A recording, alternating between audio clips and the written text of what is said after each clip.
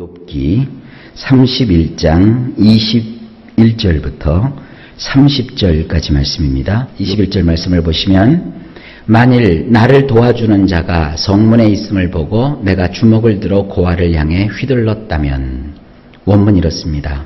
과연 내가 고아를 상대하여 나의 손을 휘둘렀던 적이 있더냐?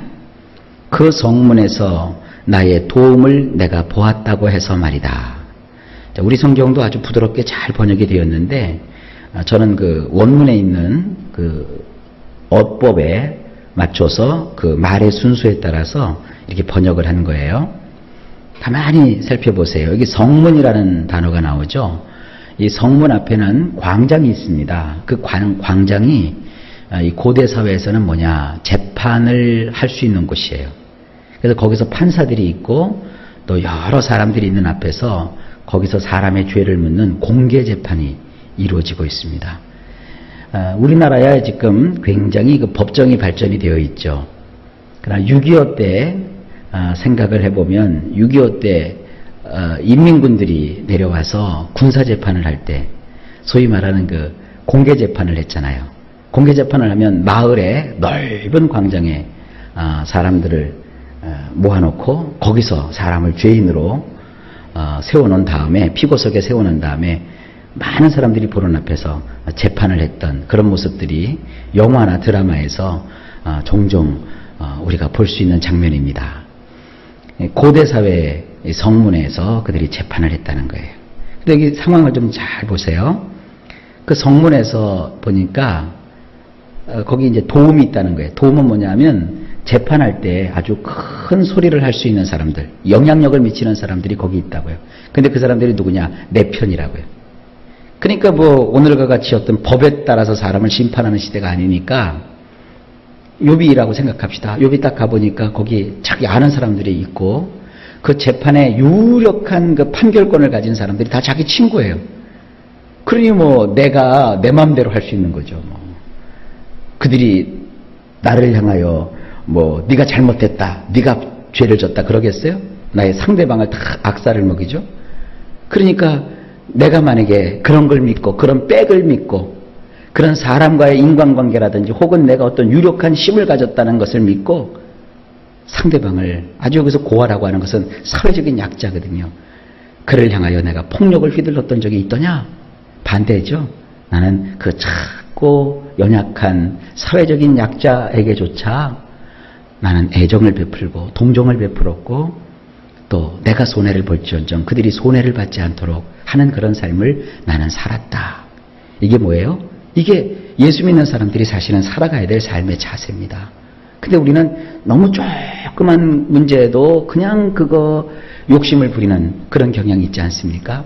근데 욥은 무엇이 옳은 삶인지 잘 본보기를 우리에게 설명해 주고 있는 겁니다. 22절. 내 팔이 어깨뼈에서 떨어지고 내 팔뼈가 그 자리에서 부스러지기를 바라노라. 원문이 이렇습니다. 나의 어깨가 그 어깨 쭉지에서부터 떨어지고 나의 팔이 탈구되어 부스러졌을 것이라. 내가 사회적 약자를 아주 함부로 무시하고 내가 가지고 있는 권력을 다 동원해서 그를 멸시하고 무시했다면 나는 이런 일을 겪었을 것이다. 그러나 나는 그렇게 살지 않았다. 23절.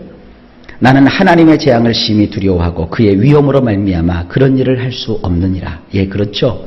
이것이 신앙인이 가지고 살아야 될 마음이죠. 원문을 보면 이렇습니다. 진정 내게 있어 두려운 것은 엘의 재앙이니라. 그분이 존엄하실진데 나는 아무런 짓도 할 수 없느니라. 여러분, 사람마다 성질이 있어요? 없어요? 다 있죠. 또 사람마다 욕심이 있어요? 없어요? 다 있죠. 사람인데. 그런데 누구 때문에? 하나님. 엘이라 그런 것이 하나님이죠. 하나님이 내리시는 진노의 심판. 하나님 때문에. 하나님은 어떤 분이신데요? 욥의 표현에 의하면 존엄하신 분이세요.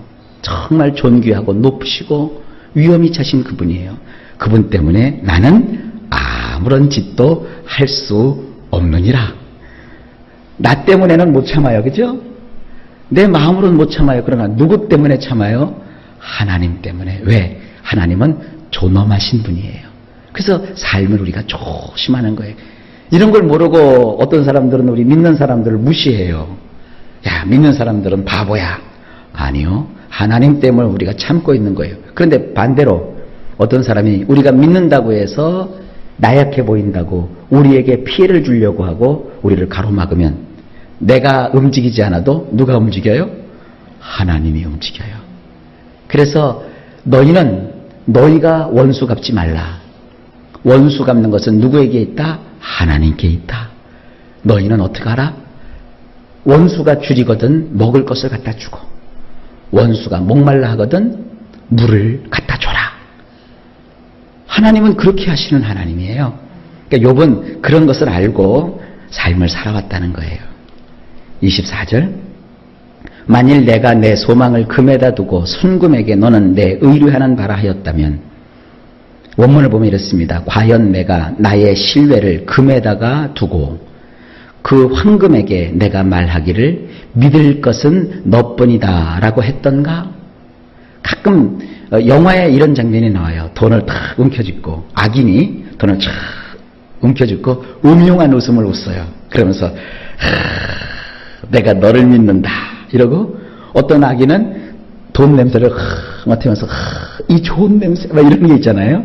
만약에 내가 그렇게 삶을 살아왔다면 내가 이렇게 당해도 괜찮아. 그러나 나는 그렇게 살지 않았다.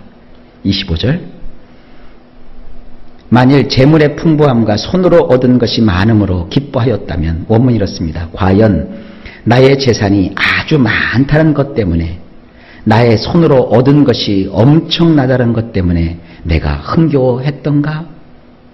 하나님 앞에서 살아가니까 여러분 우리가 많은 부자가 되었다 할지라도 하나님보다는 부자가 될 수 없잖아요. 그리고 내가 그러한 위치에 오를 때까지는 누가 다 도와주시는 거예요? 하나님이 도와주시는 거예요. 그러니까 내가 많은 재물을 가진 부자가 되었다고 해서 그 재물 때문에 내가 흥겨워할 이유가 없어요. 누가 나를 부자 만들어 주시는 거예요? 하나님이 부자를 만들어 주셨다는 거예요. 욥은 하시라도 조금이라도 그런 마음이 들지 않도록 삶을 어떻게 했다는 겁니까? 조심조심하며 살았다는 거예요. 26절 만일 해가 빛남과 달이 밝게 뜬 것을 보고 원문이 이렇습니다. 과연 내가 환하게 빛나는 빛과 휘영청 밝은 달이 움직이는 것을 보고서 여기서 나오는 이 빛이라고 하는 것은 햇빛을 뜻합니다. 낮에는 햇빛, 밤에는 달빛. 그렇죠? 근데 태양빛이 환하게 빛나요. 달이 휘영청 밝게 비추고 있어요. 나의 인생에 태양이 떠오르고 어두운 밤에도 나에게는 달빛이 비추어지는 이건 뭡니까? 우리 식으로 하면 만사형통한 삶이에요. 하는 일이 잘 돼요. 잘 풀려요. 아주 풍족해요. 손대는 것마다 번창해요. 그렇게 되는 것을 자기가 보고서 27절 내 마음이 슬며시 유혹되어 내 손에 입맞추었다면 원문 이렇습니다.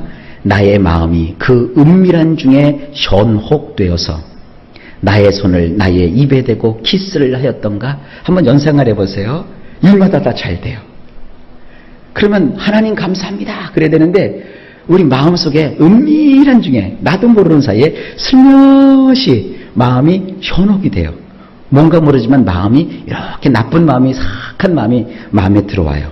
그러면서 나의 손을 여기 손입니다. 입에다가 이렇게 대고 입에다 이렇게 입맞춤을 했다는 거예요.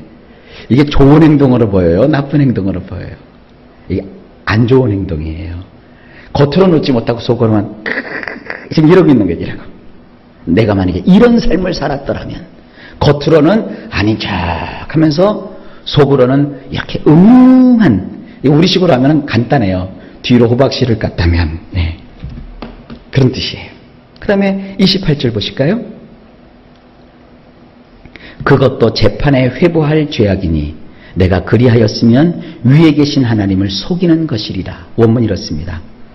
그것 또한 재판을 해보면 유죄가 분명하니 이는 내가 높이 계신 애를 상대로 사기를 친 것이기 때문이니라.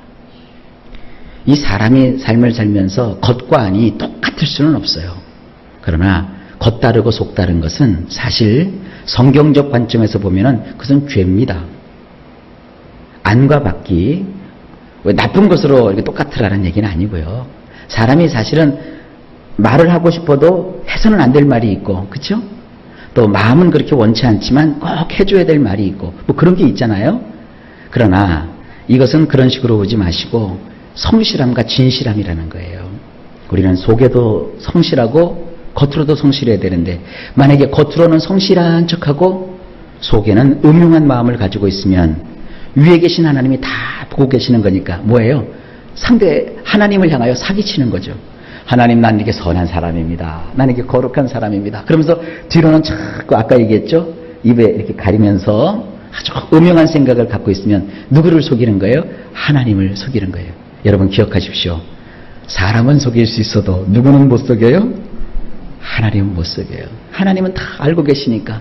그러니까 우리가 성실하게 내 마음 아시는 하나님 앞에 우리 모든 열과 성을 다하셔서 부족하면 부족한 대로, 우리가 모자라면 모자라는 대로, 연약하면 연약한 대로 성실하게 하나님 앞에 살아야 될 줄로 믿습니다. 29절, 내가 언제 나를 미워하는 자의 멸망을 기뻐하고 그가 재난을 당함으로 즐거워하였던가. 네, 이것도 우리가 삼가해야 될 일입니다. 원문 보면 이렇습니다. 과연 내가 나의 미워하는 자가 파산했음을 즐거워하고 그가 나쁜 일을 당했다고 해서 벌떡 일어나 좋아했던가. 이 사람의 심리를 가만 보면요, 동양 사람이든지 서양 사람이든지 나에게 잘해주는 사람도 나보다 잘 되면 배가 아파요. 그죠? 오죽하면 사촌이 뭐를 사면 배가 아프다고 그래요. 예. 사촌이 땅을 사면 배가 아프다고 그러잖아요. 그런데 그런 마음을 갖고 있는 나의 심보인데, 나를 어렵게 하고 힘들게 하고 내가 평소 미워했던 사람이 망했다, 잘못됐다 그러면 이상하게 인간의 마음은 뭐가 와요? 아이고 안 됐네, 불쌍하네. 그거보다는 쾌재가 이렇게 자꾸 터져나요. 거봐, 이런 마음이 떠올라요. 그것조차도 욥은 절제하고 억제했다는 거예요. 참 굉장히 훌륭한 삶을 살았던 사람 아닙니까? 이렇게 자기가 삶을 살았대요. 우리도 이런 삶을 목적하고 우리의 삶을 꼭 성숙한 방향으로 이끌어 가실 수 있기를 축복합니다. 30절에 보면 오늘의 마지막 구절입니다. 실상은 나는 그가 죽기를 구하는 말로 그의 생명을 저주하여 내 입이 범죄하게 하지 아니하였노라. 원문, 나는 나의 입천장을 범죄하는 일에 내어주어 맹세로서 그의 내패시를 요구한 적이 없도다. 저도 원문 그대로 이제 번역을 했어요. 우리 성경 번역도 참 좋은데, 입천장이 있는데 그 입천장과 혀와 이빨, 이것이 합쳐져서 뭐가 돼요? 말이 돼요. 말이. 발성이야, 이제 이 발성기관에서 소리가 나도 아, 야, 어, 여, 오, 요, 우, 유, 의, 기역, 니은, 디귿, 리을 이런 것이 조합되도록 하는 것이 이 구강이거든요. 그 입천장, 이 말로 내가 범죄하는 일에 내 자신을 그냥 내어주어서 맹세함으로, 아주 결단함으로 상대의 내패시, 상대의 영혼, 상대의 생명, 상대의 몸뚱아리, 상대의 건강, 상대의 전적인 삶, 모든 삶을 내가 요구했던 적이 없다. 이거 우리 성경에서는 그를 저주했다 이렇게 표현하고 있어요. 저주라는 것은 말이죠, 마음으로도 하는 것이지만 입으로 하잖아요. 나는 입으로라도 저주한 적도 없다. 그래서 욥은 이렇게 경건하게 살았다는 거예요. 그러니까 욥은 자기의 그 경건한 삶을 얘기하면서 그가 행동했던 여러 가지 행동들을 우리에게 쭉 나열하고 있죠. 사실은 예수 믿는 사람으로서 우리가 살아가야 될 삶의 모습이기도 합니다. 그런데 문제는 뭐예요? 그랬던 그가 다 잃어버리고 다 뺏기고 건강을 완전히 송두리째 부셔져 버리도록 하신 그 이유를 그는 몰라서 지금 헤매고 있고 어려워하고 있는 거예요. 어려운 일 당한 사람들을 볼 때 이런 욥의 시각을 좀 가지시고 보시면 여러분 훨씬 이해하실 수 있을 겁니다.